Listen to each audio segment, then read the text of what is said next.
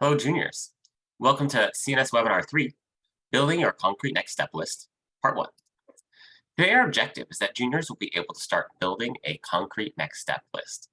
We're doing this because at this point, you've reflected on your interests, passions, potential future careers, and different pathways to get there. Now, let's really get into the process of choosing what you might want to apply to or try on in the application process. So first, we'll review the 4 key drivers that might influence your decision. We'll talk about how to build a CNS list, how to think about different fit factors. We'll look at Overgrad as a tool to help you search. We're going to zoom in on a focus on paying for your CNS because that is a big factor when you're considering and building your list. You'll debrief with your mentor group, and then we'll finish with some action items today. First, we want to talk about some key factors that could go into your decision as you consider your CNS. Summit did research a number of years ago of 6th graders through Summit alumni and thought about how do you make your CNS decision? These 4 factors really influenced students' decisions across the board. Those areas are family and support, dreams and identity, school and belonging, and cost and benefit. The research shows when all 4 areas are considered and all of a student's needs are met in each of those buckets, that's when a best fit pathway is chosen. And when I say pathway, I mean you could choose a 2-year college. You could choose going into your career. You could choose going to a 4-year college. You might choose doing an online certification. The goal today is to really think about how do you meet all these 4 groups in your research and choose the best path for you. We are going to zoom in and focus on 4 years as one option, but we will share some resources as well for the many other pathways you could decide on. To start, we're actually going to listen to some experts in the field of admissions, and they're going to talk through how to build a list of where you might want to apply. Listen and think. What is their advice? How might you use it starting today? I think it can be so overwhelming, just the sheer number of schools. When you open up a guidebook and the guidebook is more than 1,000 pages long, you just wonder, where do you even start? But I think students who keep an open mind can do really well in the process because there's so many wonderful institutions out there and probably schools that you might never have even heard of. So if you're willing to go outside of your comfort zone, if you're willing to go to a school that you maybe haven't heard of or in a part of the country that you're not really familiar with, you can really open up many doors for yourself. I think the process starts, let's start with academics. And so a student thinking a little bit about what they've done in the last 3 or 4 years with their academics, the classes they've taken, which classes they've really liked. Is it because of the teacher? Is it because of the subject? Is it because of the way it was taught? And really starting to think about, what they may want to study in college. And to think about, the way that material is delivered. Was it in lecture format? Did they do more group work? Did they do discussion-based conversations? And really thinking about what are the ways that they learn best, right? Ultimately for me, when I'm talking with students, especially low-income students that are, looking at this process with sort of, not a lot of help in the process, really thinking about how to put yourself in a position to be really successful in college. So thinking through those sorts of things, thinking through a little bit about community. Right? So what kind of community are you going to be in? Who's in that community? Where are they from? Are they all from the local area? Are they from a national pool and an international pool? If you're an underrepresented student, an international student, those sorts of things, is there a population on that campus? If that's important to you, you can look at those sorts of factors. Extracurricular activities, the things that you're doing now in high school are the things you want to continue to do. So maybe you're a flute player and you want to continue to play in college, although you think you may want to be a biology major. Or is there a school where you can still be in the band and the symphony, but be a biology major? Ask questions. Anything that comes to your mind, ask the question. There's no question that somebody else hasn't thought about or that you should feel, oh, that's a stupid question, I won't ask them that. Sometimes I think students become stuck on one school when in fact there is no one perfect school out there for them. And in fact there are many schools that will be a good fit. And so it's more about figuring out what's the personality of a school and how does it mesh with your personality and what it is that you hope to achieve. Keeping that open mind so that you will have many options and you'll ultimately end up at a place where you'll be really excited to be and where you will be able to have incredible experiences that will really broaden your perspective. So to recap what our expert said, here are many fit factors you might consider in building your list. Location, close to home or far away. Programs or school focus, is there a specific academic area you'd like to focus on or major in? Some schools will also offer support programs. Mentoring can continue. Many schools have cohort models where you'll be set up with an advisor. Research those if you really feel like you've benefited from a mentor group now.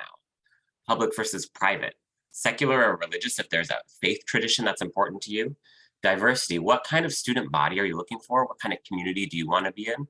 Size, Summit's a pretty small school. Have you enjoyed that and really benefited? Or are you looking for a larger experience? In-state or out-of-state?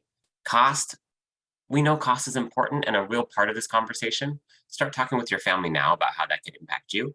Selectivity, what is the rate of students that are admitted? 4-year or 2-year other pathway? Many of us consider 2-year colleges because yes, they are cheaper. 2-year colleges also have, many colleges have less than a 40%, maybe even less than 30% graduation rate. So it's important to consider that. Our 4-year colleges might have a 50 to 70% graduation rate. 70% is where we really think about best fit colleges. Now it's time to start thinking through these options.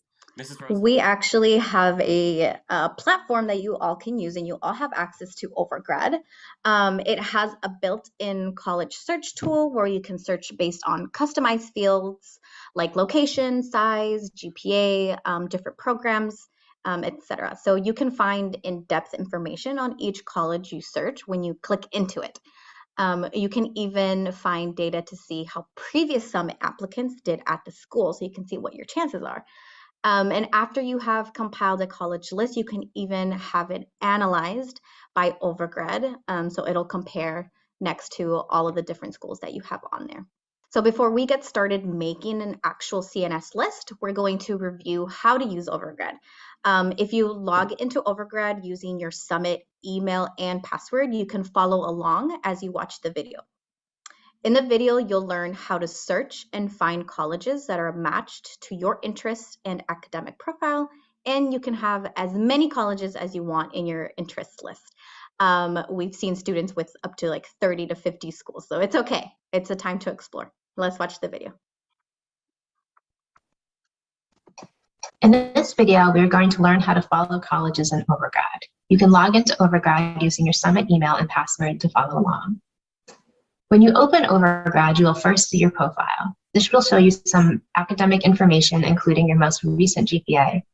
To follow a college, you'll want to go to Search Colleges, and this will take you to the University Search page. Here you can see a variety of fit factors that are on the left-hand bar. Let's walk through an example. Harry's interested in a 4-year college, so we'll click on School Type, Public, and Private 4-year. The next most important factor to him is loans. He wants to go to a school where he won't have a lot of loans. So we're going to go to net price, which is the price that the college will cost after financial aid has been taken into account, and click on 30,000 or less. Next, graduation rate is important to him. So he clicks on graduation rate and selects 70% or higher. Finally, location is important. He wants to go to school in either California or Washington. So we can click on the states that we're interested in. California, and scroll down to Washington. Now that we have these criteria, we can click on search. 21 schools pop up that fit Harry's best fit interests. If you want information on a college, click on the college's name and you will be brought to its main page.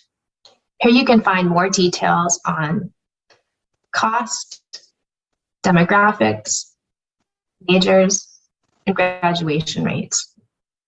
And in this example, the average cost per student is $23,820, and 45.7% of the demographics are female.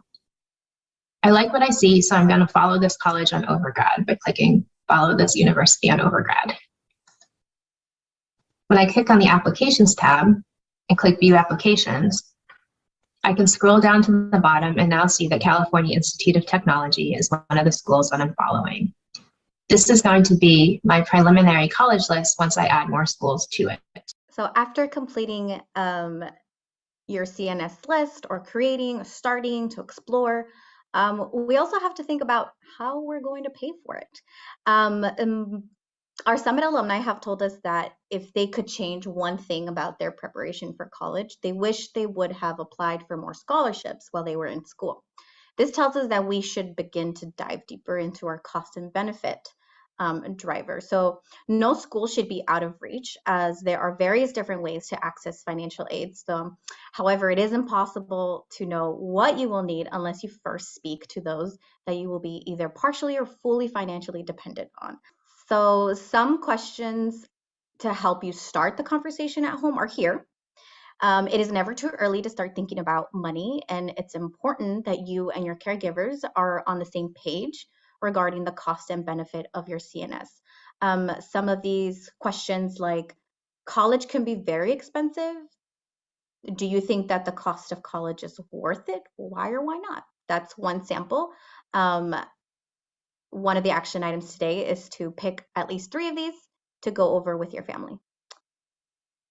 We will now take the time to pause and debrief with our mentor group. What fit factors are important to you? Remember, location, diversity, all those things. Choose some of those that are important to you. What comes to mind when you think about paying for your CNS? What have you heard is hard about life after high school? What CNS pathways are you already considering? And what questions do you have? You can pause the video here.